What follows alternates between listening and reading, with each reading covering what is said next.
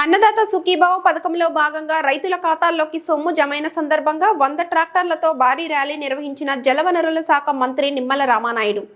పాలకొల్లు వ్యవసాయ market yard committee నందు ఏర్పాటు చేసిన రైతుల సదస్సులో మంత్రి నిమ్మల మాట్లాడుతూ సూపర్ 6 పథకాల అమల్లో భాగంగా అన్నదాత సుఖీభావ ఈ రోజు రైతుల కళ్ళల్లో ఆనందం కనిపించిందని, రూపాయలు 9,80,00,000 రైతులకు అందజేయడం జరిగిందని అన్నారు.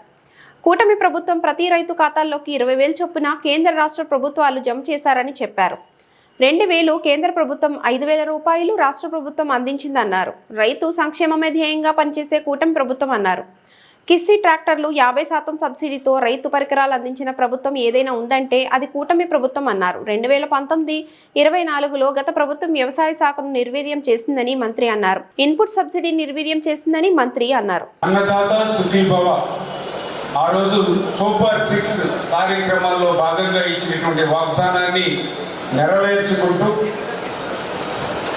ప్రతి రైతుకి కూడా 20,000 రూపాయలు పెట్టుబడి సాయంగా కేంద్ర ప్రభుత్వంతో కలిసి అన్నదాత సుఖీభావ కార్యక్రమాన్ని అమలు చేస్తామనేటువంటి మేనిఫెస్టోలో ఇచ్చిన కార్యక్రమంలో భాగంగా మరి ఈరోజు 2,000 రూపాయలు కేంద్ర ప్రభుత్వం, 5,000 రూపాయలు రాష్ట్ర ప్రభుత్వం, 7,000 రూపాయలు ప్రభుత్వం నుంచి ఈరోజు మరి రైతాంగానికి సంబంధించినటువంటి అకౌంట్లో జమ చేస్తున్నామనే విషయాన్ని ముందుగా మీ అందరికీ కూడా తెలియజేసుకుంటూ ఉన్నాం.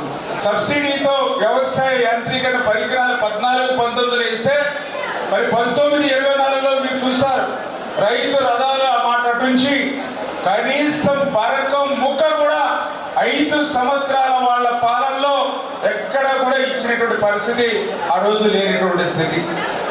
ఏదైతే వ్యవసాయాన్ని మూత వేసేటువంటి విధిగా, రైతులు దగా మోసం చేసేటువంటి విధిగా గత 5 సంవత్సరాల పాలన సాగినటువంటి పరిస్థితి.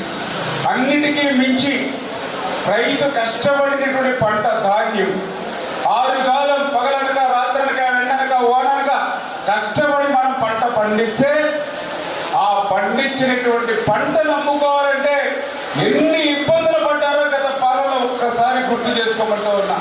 మళ్ళీ ఈరోజు మీ అందరి ఆశీర్వాదంతో రైతు ప్రభుత్వం అధికారంలోకి వచ్చిన తర్వాత మళ్ళీ ఈవేళ ధాన్యం మీరు ఏ మిల్లు కావాలంటే ఆ మిల్లుకి, మీరు నచ్చినటువంటి మిల్లుకి ఈవేళ ధాన్యం కోరుకునేటువంటి వెసులుబాటు ఈరోజు ఈ ప్రభుత్వం ఇచ్చింది.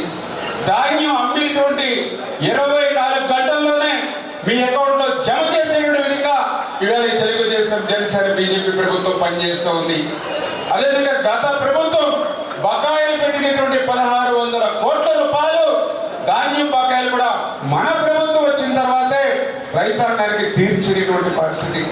అంటే ఈ రకంగా గత ప్రభుత్వం అంతా కూడా రైతు వ్యతిరేక విధానాలతోటి, రైతు దగా విధానాలతోటి గత పాలన సాగితే ఇది రైతు ప్రభుత్వంగా, ప్రజా ప్రభుత్వంగా ఈ ప్రభుత్వం పనిచేసిందనే దానికి ఇదే ఒక ఉదాహరణ అని చెప్పి సందర్భంగా తెలియజేసుకుంటూ అటువంటి రైతాంగాన్ని కాపాడుకోవాలి, వ్యవసాయాన్ని రక్షించుకోవాలనేటువంటి ఆలోచనతో మరి ఈరోజు అన్నదాత సుఖీభావ కింద రైతుకి 20,000 రూపాయలు పెట్టుబడి సాయంగా కేంద్ర ప్రభుత్వంతో కలిపి ఈరోజు మన ప్రియతమ ప్రధాని నరేంద్ర మోడీ గారు ఆ రైతుల అకౌంట్లోకి 2,000 రూపాయలు, మన ప్రియతమ ముఖ్యమంత్రి చంద్రబాబు నాయుడు గారు ఆ రైతుల అకౌంట్లోకి 5,000 రూపాయలు, మొదటి విడతగా 7,000 రూపాయలు అందజేయడం జరుగుతుంది.